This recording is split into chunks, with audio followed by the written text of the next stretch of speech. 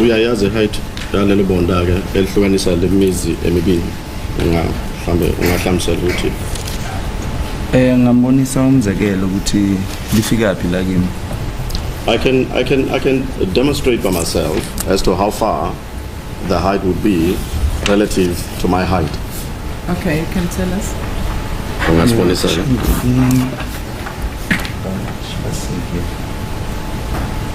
Okay.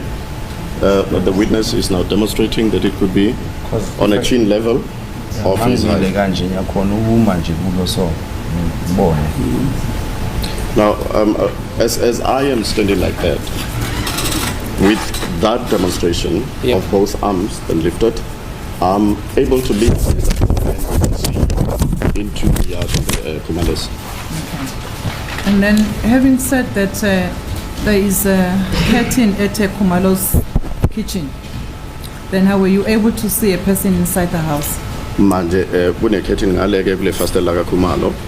Ukwazile yini ukubona umuntu ongaphakathi endlini kalokho njani ka Khumalo kulo lelo fastela? Yebo ngikwazile ngoba i-curtain yebo ikhona ngibonile i-curtain and manje ukhumbule bese ku dark yabo. The time it was dark and they had a light on in the kitchen. So angikhona ngibona okuningi. I didn't see. Now I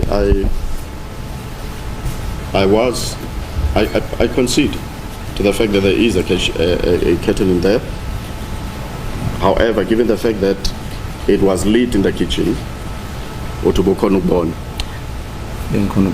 I could still see through into the kitchen of the Khumalos. It was late in the day, or towards the night, or in the evening, and that the fact that the kitchen was lit, that was the reason why I could then be able to see through that very window into the kitchen of the Khumalos. Did you say it was lit inside the kitchen? Bekulitiwe nje kitchen yeah bekulitiwe ngaphakathi kitchen ngaphakathi because ngikhumbula ukuthi ngasikhathi ngibona lo muntu ogcoka iskipa esimhlophe naso yes it was after i-curtain but ngoba kukhanya naso besibona bengikhona ukubona ukuthi okay khona umuntu ogcoka iskipa esimhlophe ubhekele. Yes, I had meant that it was indeed lit in the kitchen. It was lit. It was lit in the kitchen. And the other thing that I remember is the fact that when I saw that person that was inside of the kitchen, through that kitchen window, given the fact that it was lit in the kitchen, the reflection was rather visible for me. Because of the fact that it was lit in the kitchen, and it is for that reason that I could see that that person was wearing a white T-shirt. In other words, the curtain was not thick. You could able to see through the curtain. That is correct. Yeah. That is correct. Okay. Zandile Khumalo said there is no way you could have been able to see through the curtain inside the house. What do you see? What do you say? Zandile Khumalo yena uthi ayikho indlela ukuthi ubungabona ngaphakathi kwe-kitchen ngaleyo curtain ebilapha ngenxa yale curtain ebilapha. I can't speak for her, and that wakumbono lo. Angikwazi ukuthi ngamkhulumela. That would be her own version. But are you saying you were able to see? Uthi wena ukwazile ukubona. Ngikwazile ukubona. Yes, I was able to see.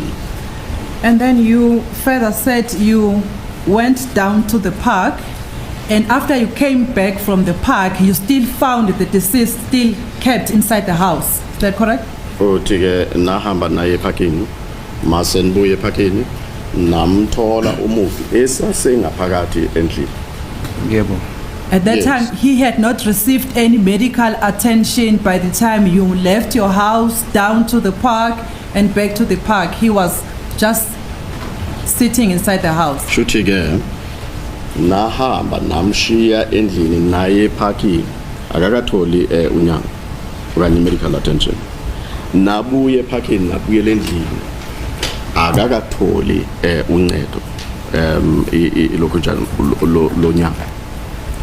Masuka laphana ekhaya bengisekhaya mina ngaphuma ngegate sayehla kene community. Now I was at home initially and then exited the premises of my home myself together with the community. We then went down the street. Sayenzansi sijaha masjaha masifika ke sathola ukuthi asibone umuntu. And then we were chasing, or we were in a hurry. And then when we got to the park, we realized that there's nobody there and we couldn't see any person there.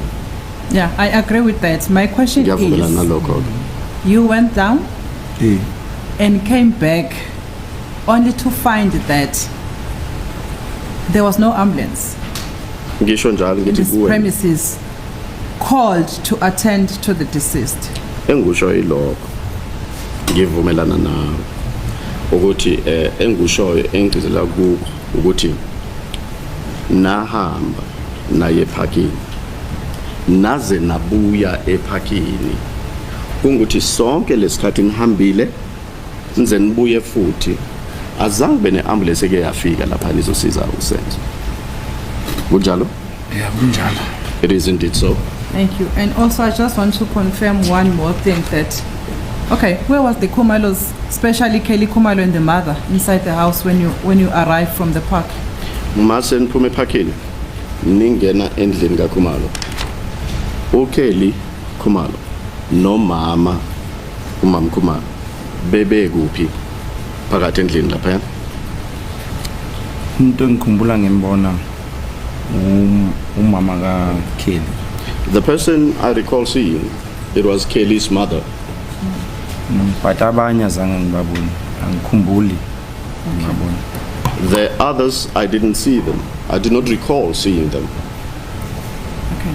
The decision that was taken for you to take the deceased to the hospital, were you asked by the Khumalo family members or you were asked by the neighbors? Leso sinqumo nasithatha ukuthi kuthathwe lona ke umufi afakwe emotweni ahanjiswa esibhedlela. Nacelwa yini abakaKhumalo mhlawumbe okanye nina navele nancuma nje ukuthi akathathwe lo muntu afake emotweni ayiswe esibhedlela? Angikhumbuli kahle ukuthi inkulumo zambe kanjani after ngibone leya scene, but into engikhumbulayo ukuthi sesa decide ukuthi uSenzo sizomthatha simfake emotweni ayisibhedlela. I cannot recall clearly how the communication went about. What I remember is that we decided that we will take Senzo and put him into the vehicle so that he is transported to the hospital. One last question. When you said when you removed the deceased, he was already non-responsive. Usho kanjalo ukuthi mase nimsusa laphayana ubengasanyakazi okanye akhulume. Bekangakhulumi like verbally non-responsive, but umzimba nakhona non-responsive mara umsondela ebusweni yambona ukuthi usaphefumula. Okay. Yes, indeed he was non-responsive in terms of the body physically. He was not responsive, and as well as verbally he couldn't respond. But when one neared the face or close to the mouth, one could hear that there was some difficulty in there. Okay. By the time you arrived, you said you remember only that there was Khumalo's mother who was inside the lounge.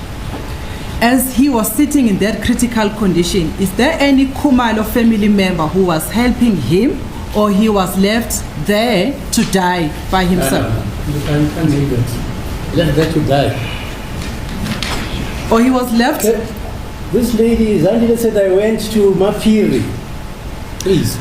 Manu, That's can not I adulterated. rephrase No, that no, question? let's not adulterate the evidence by stating non-essentials which were never ever testified to. She said she panicked, she froze, she came out, she went to Mapiri.